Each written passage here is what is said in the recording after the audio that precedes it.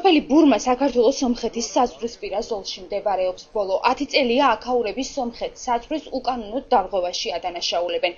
მოსახლეობის თქმით, საზღვარმა იმდენად გადმოიწია, რომ სოფელი უკვე შუაზეა გაყოფილი და საქართველოს ტერიტორიაზე არსებული 3 სახლის სომხეთის მხარეს მოხვდა. ეს ადგილი ჩემი მამაპაპისეული სოფელია. მე 50 წელია აქ ცხოვრობ. ყოველ წელს საზღვარი უკანონოდ გადმოაქვთ აქეთ. არც გვეკითხებიან არაფერს. მალე ალბათ საკუთარ სახლში შესასვლელად ნებართვა დაგჭირდება. 4-5 წლის წინ საქართველოს სომხეთის საზღვარს და ჩვენ სოფელს ერთმანეთთან კავშირი საერთოდ არ ჰქონდათ. დღეს კი საზღვარი იმდენად გადმოწიეს, რომ ჩვენი სოფლის 3 სახლი იმათ მხარეს მოხვდა. სიტუაცია დღითიდღე უფრო რთულდება, დაკარგულ პირთუხს აღარ გვიბრუნებენ, ან გამოსასყიდად თანხებს გთხოვენ. შარშან საზღვარი 150 მეტრით კიდე გადმოწიეს. დახმარებას ვითხოვთ ცენტრალური ხელისუფლებისგან. მოსახლეობამ 2 წლის წინ კვლევის ჩასატარებლად არასამთავრობო ორგანიზაციებს მიმართა. კვლევამ დაადასტურა, რომ საზღვარი ყოველწლიურად რამდენიმე ათეული მეტრით ნამდვილად ირღვევა. მოსახლეობის თხოვნით საფუძველზე შაშან სოფელ ბურმაში მონიტორინგი ჩაავატარეთ რამდენიმე არასამთავრობო ორგანიზაციამ. მოსახლეობა თვლის, რომ მათი მამაპაპისეული საზღვარი უკანონოდ ირღვევა. ჩვენ მოვიძიეთ დოკუმენტური მასალა, სადაც ის 3 სადაო სახლი, რომელიც დღეს სომხეთის მხარესაა მოხვედრილი წარსულში საქართველოს ტერიტორიაზე იყო. მოსახლეობის მყარი არგუმენტების საფუძველზე ჩვენ შეგვიძლია ვთქვათ, რომ 10-12 წლის მანძილზე საზღვარმა 8 კილომეტრით კიდევ გადმოიწია ჩვენსკენ სომხეთის სასარგებლოდ. მხოლოდ არასამთავრობო ორგანიზაციებისა და ხალხის შეხვედრებით საქმე ვერ მოგვარდება. ვფიქრობ, ეს საკითხი სახელმწიფო დონეზეა მოსაგვარებელი. ისევე როგორც ბურმა სოფელი აღქორფით საზღვრისპირა სოფელია.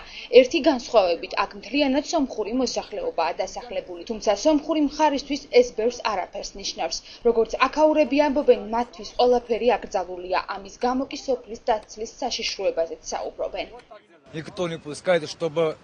აქ ცხოვრება გაუსაძლისი ხდება. ციხეში ცხოვრება გვიწევს. ყველა ფეხის ნაბიჯზე გვეშინია, რომ საზღვარი არ დავარღვიოთ. საზღვრის დარღვევის შემთხვევაში 5000 ლარს გთხოვენ. ჩვენ ამის საშუალება არ გვაქვს.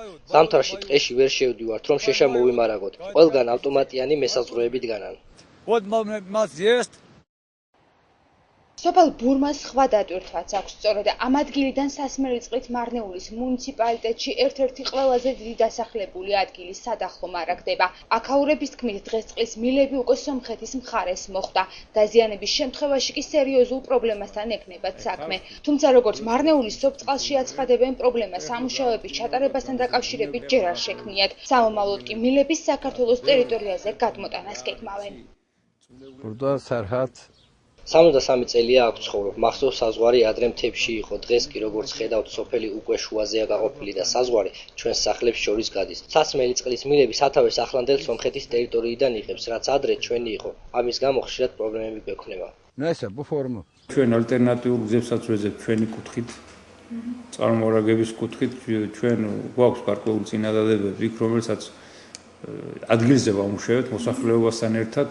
მერე იმას ჩვენ წარვადგენთ საკმაოდ დასაბუთებით ადგილობრივ თვითმმართველობაში და თვითმმართველობა გადაწყვიტავს მაგ საკითხს. მერე თქვათ, ეგ არა მარტო იქ სხვა ადგილებზეც შეიმჩნევა ასეთი პრობლემები. იქ არის სასაზღვრო ზონა და სასაზღვრო ზონაში შესვლა გამოსვლას აქვს საკმაოდ თავისებური დადგენილი პირობები.